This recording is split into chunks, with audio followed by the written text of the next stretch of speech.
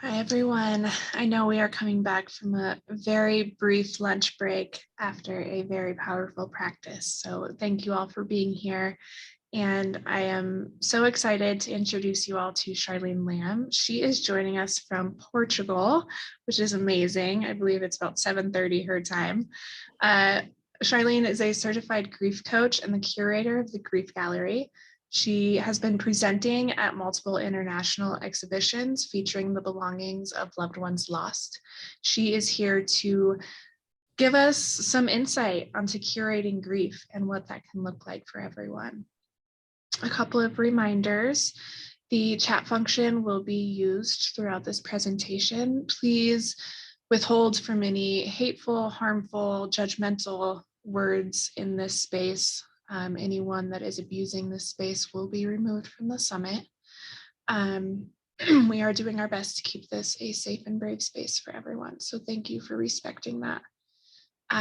Please do not unmute yourselves unless otherwise asked, and take care of yourselves throughout these presentations. Turn your cameras off and on as you see fit. Use the restroom, get some water, eat some food, move around. These are very long days, so make sure you're taking care of yourselves. With that, Charlene, I'm going to pass it over to you and looking forward to your presentation. Brilliant. Thank you so much for having me, Sarah, and thank you everyone for joining me here today. Let's test to make sure the chat's where you think it is and that it's working for you. I'd love to hear where you're coming from today. As Sarah mentioned, I am in Lisbon in Portugal, but I am originally from New York City and also lived in London for 8 years. But Lisbon is where I am right now. Come visit. It's lovely. So a little bit of introduction that I will start with. I'm going to do a little slide share and then I'll stop the slides so that I can actually see you and you can see me. This is such a human topic. I love that. Winnipeg in Canada, but originally from France. People joining us from Ohio, Chattanooga, Tennessee, New York State, Denver, Colorado. Right, grief being universal, and yet the magic of us all landing in one place. So I'm going to give you a little introduction to where I started with grief, my personal grief journey, and why a gallery, why curating grief? What does that mean? And I'm going to go ahead and share screen because I do love a good visual.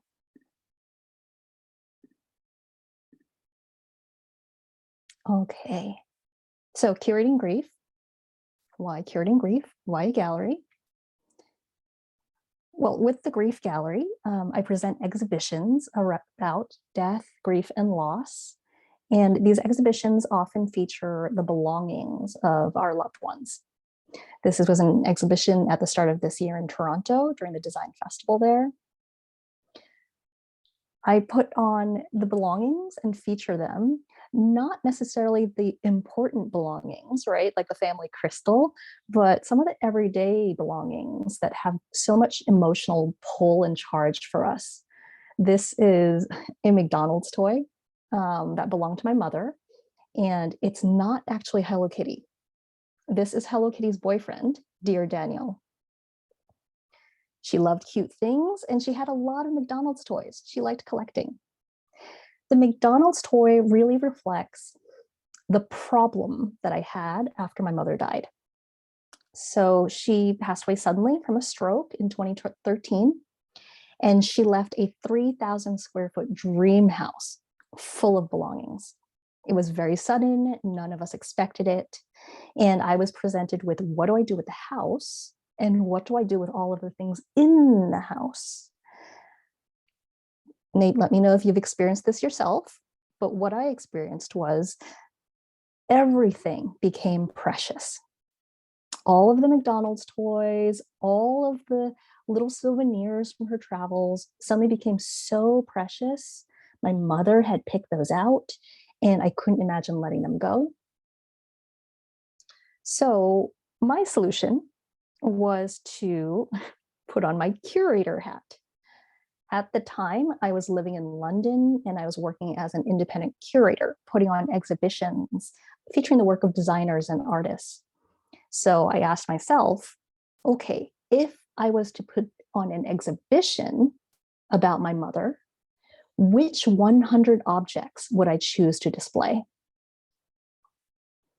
And yes, Anderson Cooper's new podcast, so many people have told me about it. I've started listening to it. It is amazing. And if you don't know, Anderson Cooper's mother was Gloria Vanderbilt, and his new podcast about grief starts off with him going through with the items in her house and putting it out into the universe. I would love to do an exhibition about his mother, featuring her belongings. But even more, I would love to do an exhibition featuring the belongings of his brother Carter, who died by suicide in his 20s. Because I think it's not just the big stories that need to be told. I think it's the small stories, the everyday stories, our stories. That question of, if I was to do an exhibition about my mother, which 100 objects would I choose, became the start of the Grief Gallery. It helped me to empty out the house, but I actually did do an exhibition in London featuring her objects and her belongings. And people asked me questions about the objects. I told stories about my mother, and it was the memorial I really wanted to give her. So from there, I also started inviting people to tell me, what did they keep? And people brought out, oh, I have my mother's, lighter with her name on it. I have this textile bag that still has her handwritten name. And since then, that first exhibition was in 2015. I've continued to do exhibitions and to commission artwork. This was an exhibition in Brooklyn, and Yisan is an illustrator who was based in Brooklyn, and I commissioned her to do a series of illustrations. Again, exploring this idea of, what do we keep? And she did these illustrations capturing some of the categories of things that we might find after a loved one dies, and what we might choose to keep or what we might struggle to let go of. This is from my most recent exhibition in London during the design festival there in September, where instead of doing my grief gallery in an exhibition space, I decided to take the plinth, or the display pedestal, that classic white display pedestal that you might know from galleries. I decided to take it out to the streets of East London to make this idea of talking about grief more accessible. And this was in my old neighborhood, and I put the plinth, the display pedestal, in the middle of this bandstand, in the middle of this park that was very important to the neighborhood. And I put the belongings of my mother, my grandmother on display, and I invited people to ask questions, and I invited people to share the stories of what they kept. Because again, pedestal, it's not just for museums, it's for everyone. Let's bring out these items, let's bring out these stories. This is from Toronto earlier this year, where you can see on the white display plinth, I invited people to bring items, and my photographer photographed them. On the left is the photo of her sister's watch. On the right are the lipsticks that belong to my mother.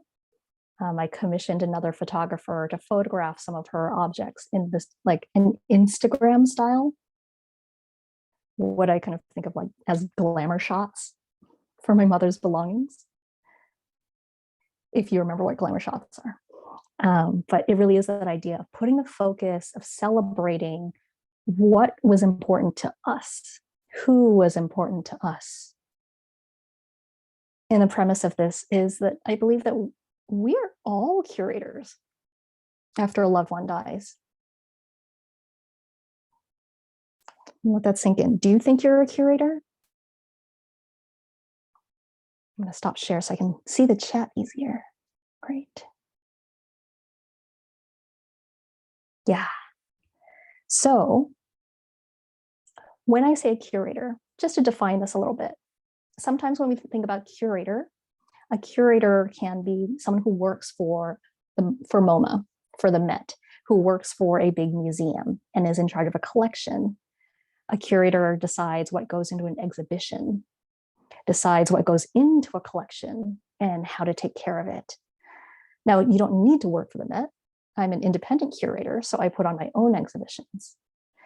But I also define curating as choosing with intention. When we put together an exhibition, we don't put everything in our collection on display. We choose intentionally what we're going to show. And I think that you do this every day.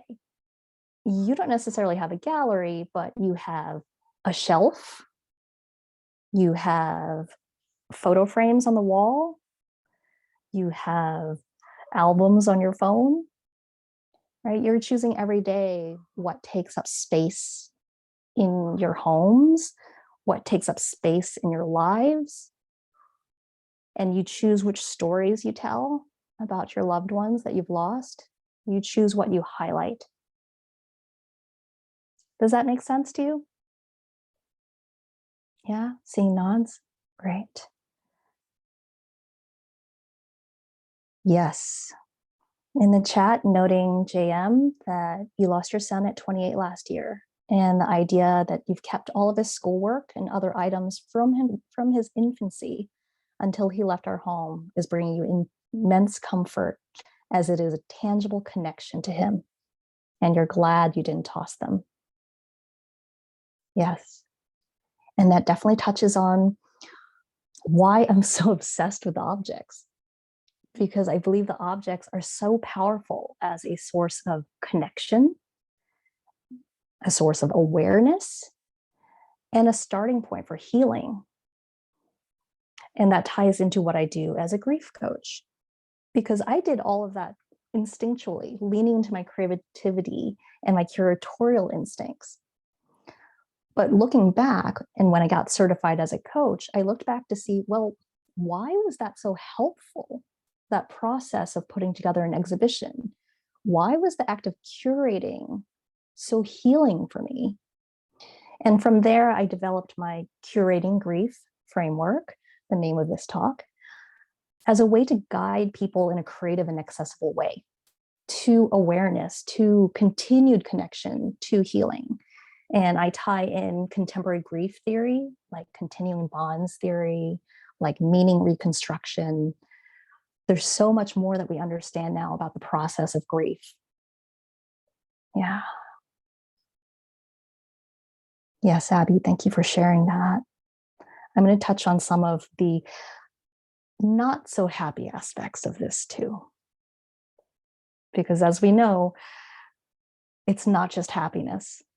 When we look at the belongings and when we have to make decisions about what we keep, a lot of unhappiness can come up too, especially when other people are involved. Yeah. But I'd like to guide you through a creative thought exercise, if you're up for this. This idea that we are in a gallery, right? We are all meeting in a virtual space right now. Imagine that we are in a gallery space. White walls, poured concrete floors, maybe wooden floors, but white walls. And imagine that display plinth, that white display pedestal in the space in front of you. Imagine you're going to select something that belonged to a loved one or that reminds you of a loved one to put on display, to put on that pedestal. What would you choose? Take a moment to think of that. White display pedestal. We are in this gallery space. What would you choose? What stories would you tell us? Why this particular object? Yeah.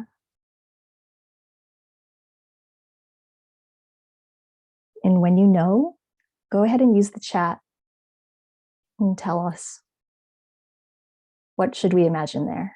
What should we picture there?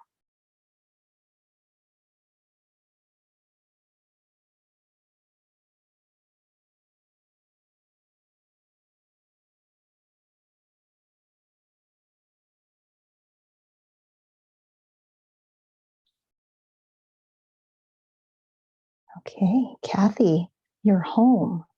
Kathy, can you tell us more in the chat about why you're home? What would you tell us about it?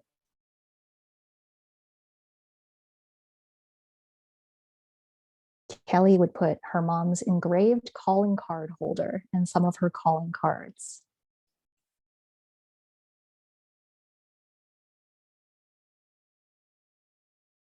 Oh, Heather, for her mom, who she just lost, it was her Walkman. Your mom would have definitely known what glamour shots were. Yeah, and the Walkman represents her vibrancy, her unadulterated joy. Oh, I love imagining that. She had glamour shots, probably with big hair, big bangs. Okay, what else is in this gallery space? Kathy, yeah, the house that you don't have. Marlene, a phone that plays a specific song and sweet smelling flowers. That's a beautiful visual. JM, a Harry Potter bath bomb that her son bought her because they shared a love of Harry Potter, and she has some very fond recollections of the times they spent watching the movies together. It's still in the wrapper. I don't think I'll ever use it. Anais, sunglasses, his sunglasses. He loved sunglasses and always had fancy one. Yeah, just touching on some of the themes that kind of come up here. When I say that the belongings can be such a powerful source of connection, awareness, and healing, right? I think we see even some of that just in examples shared. JM identifying the connection of Harry Potter to her relationship with her son and what they shared together. Some of her fondest memories, I'm imagining. And also that aspect of it still being in the wrapper. What happens to these belongings? These are questions for us, right? Do they kind of become museum pieces that stay on a pedestal? Do we use them and integrate them into our lives? They're both options, for sure. And awareness. Yeah, awareness of what we're missing. The beauty of this exercise is we don't have to have the physical object, right? Just even identifying what it is that we wish we still had can be a great source of awareness. Autumn would have her husband's hat. Heather would have her dad's lunchbox. He never missed a day of work, his love and dedication to his family. Yes. I have a saying that I like that is, the belongings can reveal your longings. So the belongings can reveal your longings. Because on the one hand, sometimes we can immediately think of, oh, there's the item from that person. I keep it on my shelf. It's one of my most beloved things. Happy connection. And sometimes when we say, oh, I wish I still had that, right? Thank you, Sarah, for that share, right? A little different take. That growing up, she had a hand puppet dog named Ralph, and she would display him to represent, to symbolize the loss of her youth and innocence. So that reveals that longing for past youth and innocence, perhaps, or something else to notice that, like, oh, okay, I am missing that. I would like to mourn that. I would like to grieve that. And maybe I've never actually acknowledged that. And as people are sharing, right, when I say awareness, there's also the revealing of our relationship with the person, the things that we remember them fondly for. And it reveals sometimes our relationship with the loss, and sometimes the relationship with the stuff. These are all different relationships. I would say I had a very good relationship with my mother. I had a very difficult relationship with her stuff. Dealing with her stuff and what to do with it was perhaps the hardest part of losing her. It was the loneliest I ever felt. I'm an only child. I had to make most of the decisions. I put my life and my work on hold to figure that all out. So my relationship with my mother was good. My relationship with her stuff, not so good, though it's gotten better, as you can imagine, through the exhibitions. And my relationship with the loss is also a bit different, right?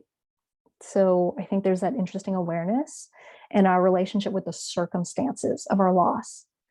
Because in the chat, what we're also seeing is some of us have the circumstance of having to deal with too many things. We have too much stuff that we were kind of burdened by having to make decisions about. Some of us have too little stuff, right? Someone else decided what got kept. Maybe you lost your loved one at an age where you were too young to get to make any of those choices. Maybe you didn't live where the person lived. So again, you didn't get to choose. Other clients that I've worked with have said, you know what, I had stuff, but I couldn't afford to keep it. I couldn't afford the storage unit, or I couldn't afford to fit it into my apartment. So I had to let it go.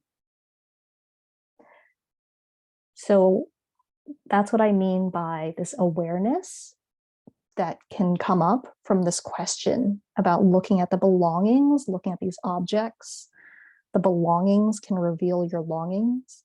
It can reveal what still has pain there and indicate, okay, this might need some healing, right? Whether it's inner child work, whether it's, ooh, okay, what really hurts is that my siblings did not help me with the house, right? Then that's indicating like, okay, maybe that's the part that has the anger and the resentment, and that's causing me pain. So that's how I think these can be really revealing. Thank you so much for your shares in the chat. It's going so quickly. I'm having trouble reading them. So Sarah, do let me know if there are any things that we should call out here. Yes, and lots of love to people who lost people in really difficult ways, right? Yeah. Do you have any questions about this while I take a sip of water?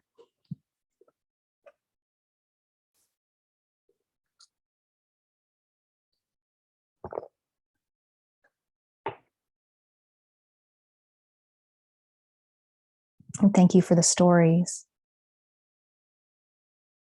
Yes.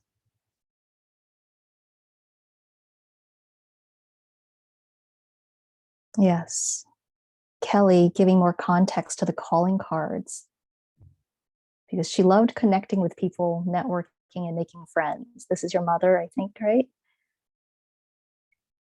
And she got a kick out of having calling cards, and the style has butterflies, which was a special symbol for her, well known to her loved ones. What I like to imagine as we're in this gallery space, and I see like all these plinths, all these display pedestals with all your pieces on them, I think of these objects as anchor objects. So the Walkman has attached to it the story, the memory that Heather has of her mom, right? Memories of her being joyful and exuberant. Kelly's calling cards has other memories and stories attached to them. This object anchors these memories and stories, meanings that we've attached to them. And I find that really helpful, really healing, and sometimes revealing, right? Because there's this interesting phenomenon where if a stranger walked into our gallery space right now, and there is a white display pedestal, and there's a Walkman sitting on top of it, would that stranger have the same stories, the same associations? Probably not, right? They might think, oh my gosh, I haven't seen a Walkman in person in a long time. That's so cool. I wonder if this exhibition is about, technology from the 80s. They wouldn't, because they don't have those attached stories. That object doesn't have the attached stories to them. But because Heather's shared those beautiful stories with us, I can now imagine it attached to it too. Yeah.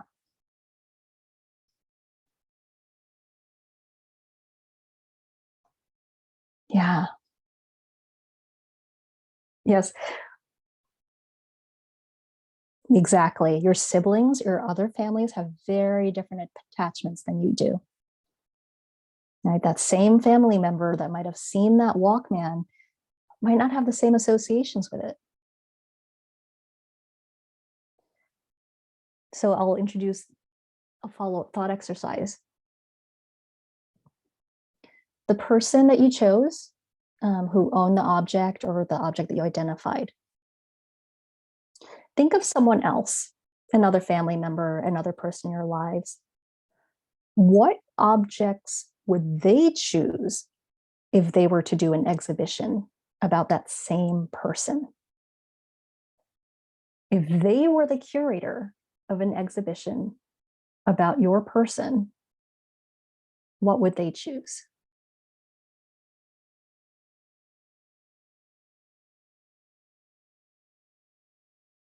Would they have chosen the same thing?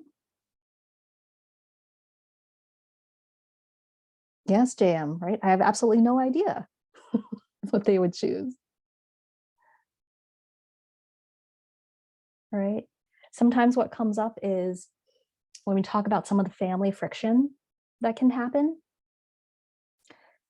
Some of the friction can come from, clients who said, that person threw out what was most precious to me that person left. And I'm going to guess in a lot of those instances, they didn't even realize how important that piece was because they didn't have the attached stories. They didn't have the attached memories or meaning or significance. And I've also had clients say, it was so strange. My uncle, we had his funeral, and the stories that people were telling about him, I didn't recognize it. That was not the person I knew. And I think it ties back to this idea of we are all curators.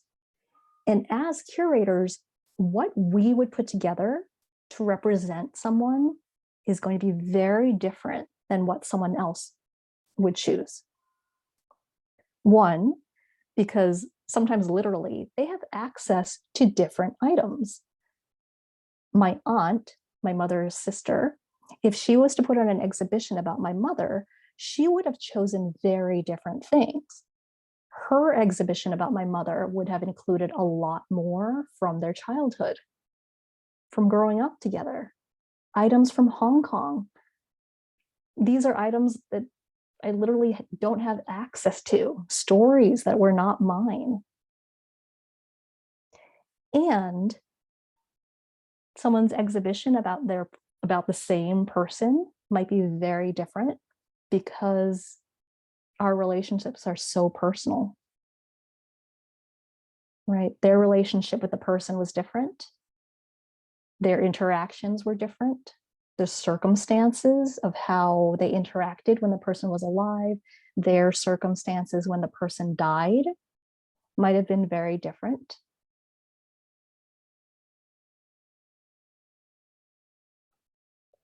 And I offer that thought exercise as a way to kind of look at it from different angles. Yeah. I love thought exercises, creative thought exercises. It's my favorite part of how I work with clients. And we have all kinds of like creative ways to map out all the stories attached because it is so rich. Yes, Jam, that could be an excellent idea for an exhibition. Same person, different rooms curated by different people. And that is kind of how I imagine it. There are 100 exhibitions about the same person. It's just that they live in people's minds, right? We are curating all the time, whether we realize it or not. Yeah. Just take a moment to check the chat. And yeah, do let me know if you have any questions. And Abby, you have your hand up. Did you have a question?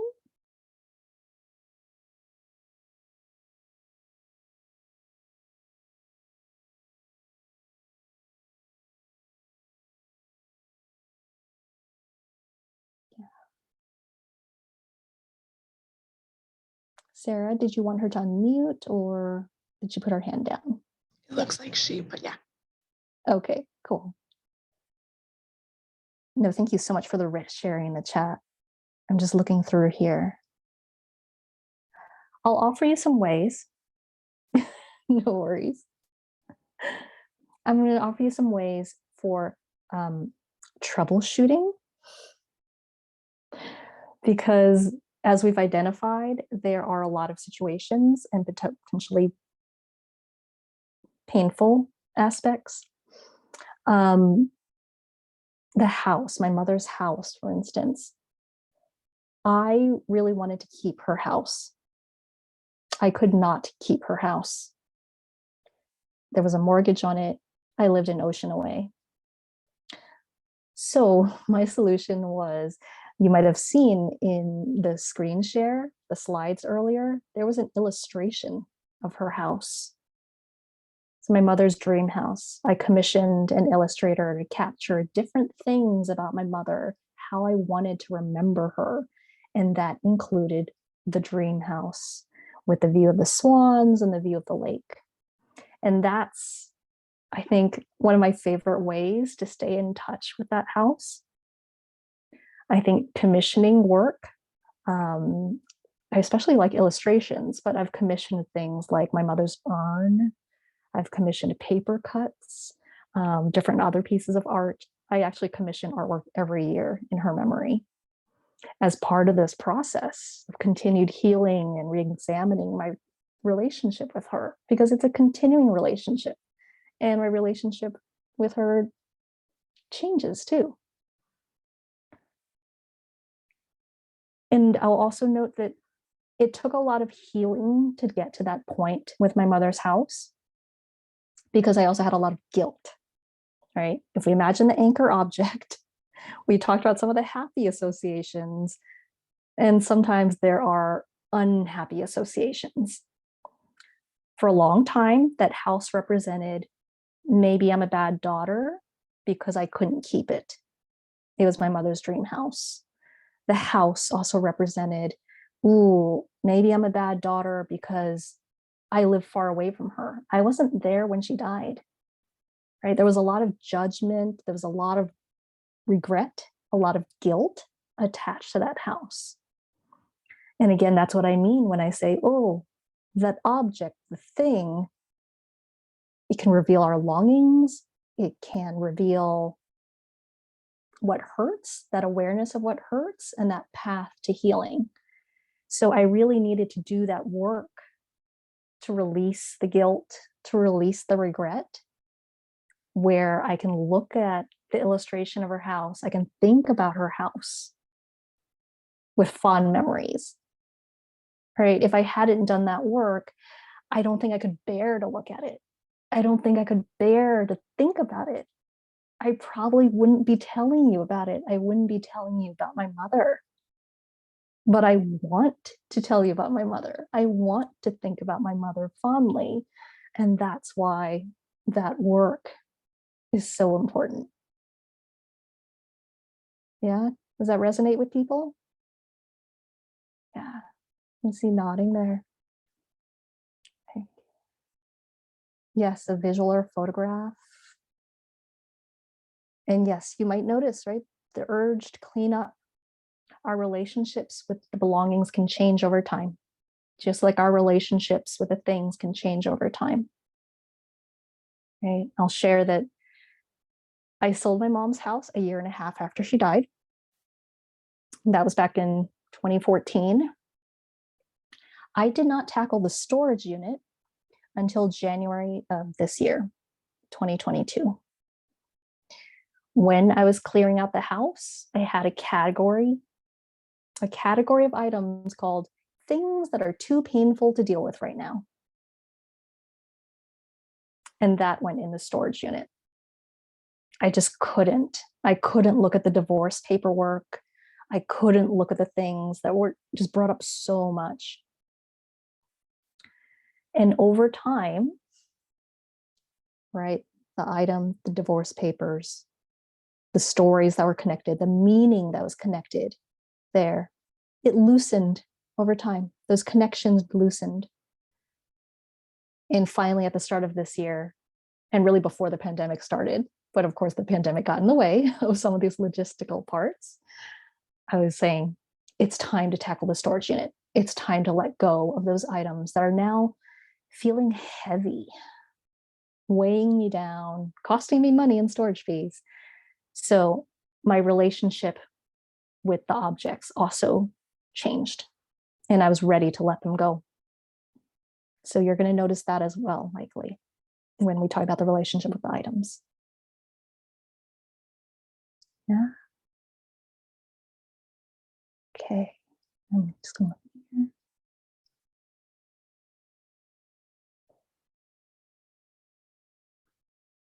Autumn, you needed to hear that. Yeah. Would you like another example of an item? I can show you something, or you can ask a question. Yeah. Yeah, sense of smell. Oh yeah, that sense of smell. For the London exhibit, I took out one of my mother's scarves. It was in a plastic bag and it still smelled like her house, and it immediately brought me back. If there are ways that you can continue that connection through various senses, that's really beautiful. Some of my clients do that through recipes, right? Through certain foods. I don't remember my grandmother very much, but every time I eat some dumplings or zong, which are Chinese tamales, helps me to feel connected to her. Yeah. Just sharing, looking at some of these beautiful examples. Martine shares her mom's basket purse with an apple tree with all our names on the apples. Yeah. I still have a bunch of my mother's purses, still wear them when I can. I could not keep all of them. That had to be pruned over time, right? With different moves, with different life stages, you're going to find that you choose and then you choose again. You curate and then you curate again. It's a process. So give yourself that grace. If you don't feel ready yet, you're going to have a chance to choose again. And for people who acknowledge, you know what, people threw away things, we don't have the items. If we imagine the anchor object, the object that we wish we still had, and the stories, it's possible to no longer have the object, but to still have the stories, to still have the memories that we want to hold on to, the associations, the meanings, the relationship. That's why I like the idea of having an illustration, and you attach the stories and the memories that you want to keep to a new item. Yeah. It doesn't have to be the original object. It can be the plate that isn't in the style of what you wanted to keep. It can be the perfume that your mother used to wear. It doesn't have to be the exact perfume bottle that she had, but you can attach the stories, right, to the new item. And that can be much more portable. For some reason, lately, people have been telling me about pianos, massive objects, right? And yes, the new item eliciting the new feelings. And part of with thought work, part of our coaching philosophy is that the feelings come from the stories. So we're actively choosing to attach the stories. We're actively choosing to highlight certain stories. And it's the stories, it's the narrative, it's the meaning that creates the feeling, which is so empowering, right? I had to give up my mother's house. I had to give up a lot of things. 3,000 square foot house, versus a 1-bedroom apartment. I had to give up a lot of things, but I choose to keep the stories that help to create the feeling that I want to have when I think of her.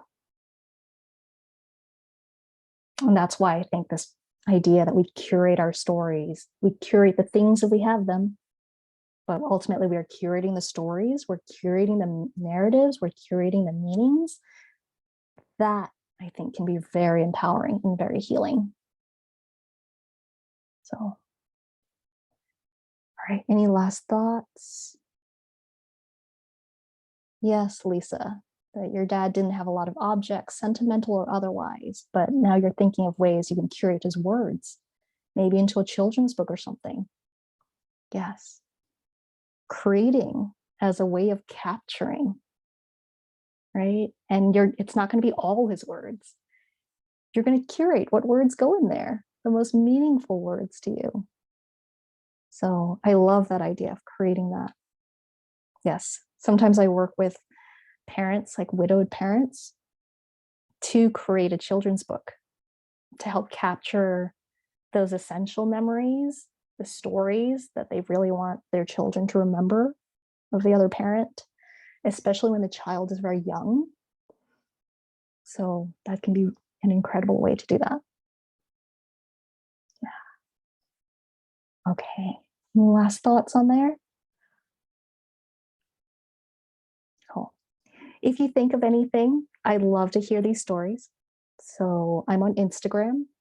I'm at curating_grief. I'll put that in the chat.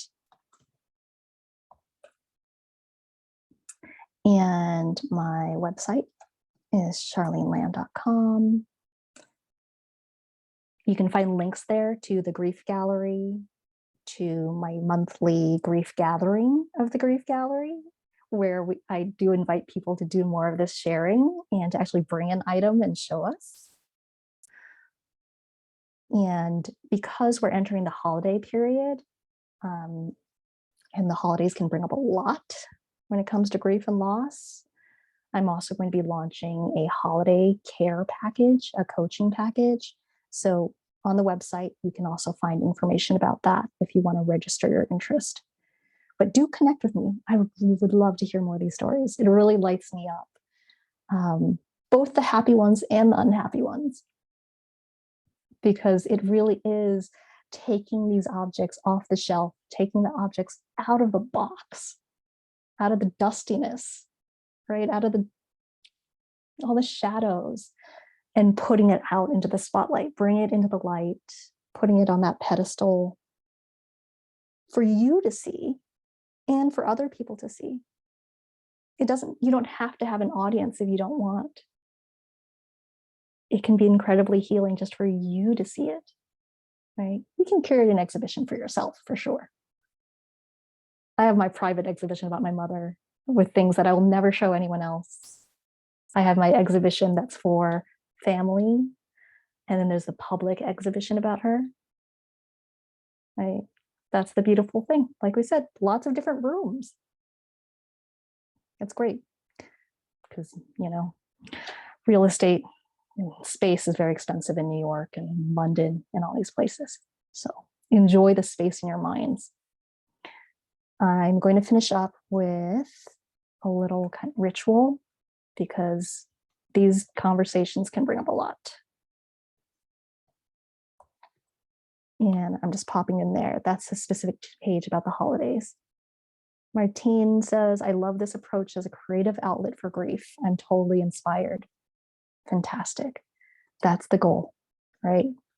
We know this grief, we can't just keep it in. We need the outlets.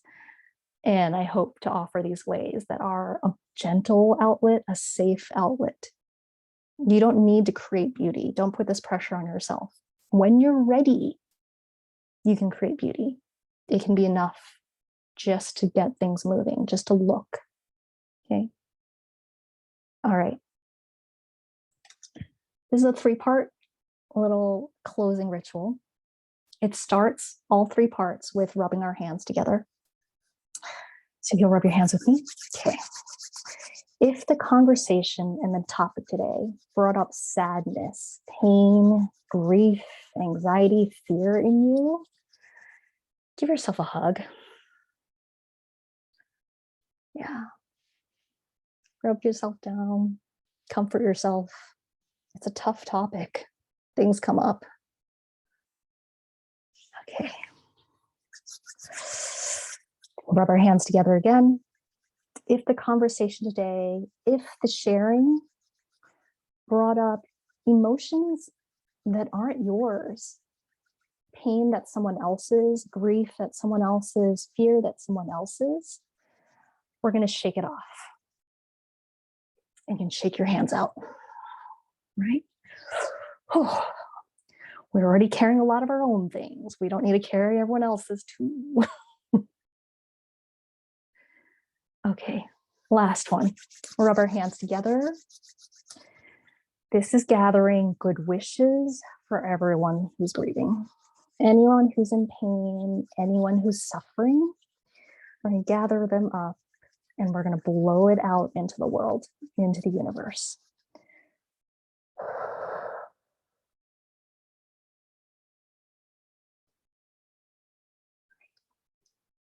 Thank you so much for joining me in that, for your beautiful sharing, for your openness and your engagement, and for being here today. And thank you so much for this summit.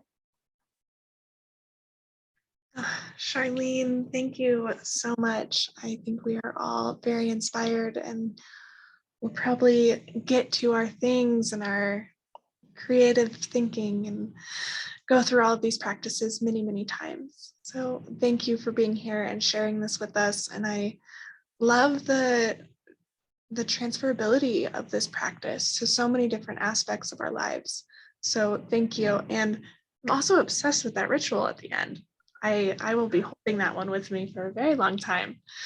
Yes. But thank you again for being here. And to everyone else, the next session begins at 1:30 Mountain Time. That's in about 10 minutes. We will be exploring ritual, which is a great segue, with Megan Sheldon from Be Ceremonial. She does ask that we bring a candle and a lighter with us. So take a break, give yourself all the tender, loving care that you need. Take a walk outside. And I hope to see you all in the next session.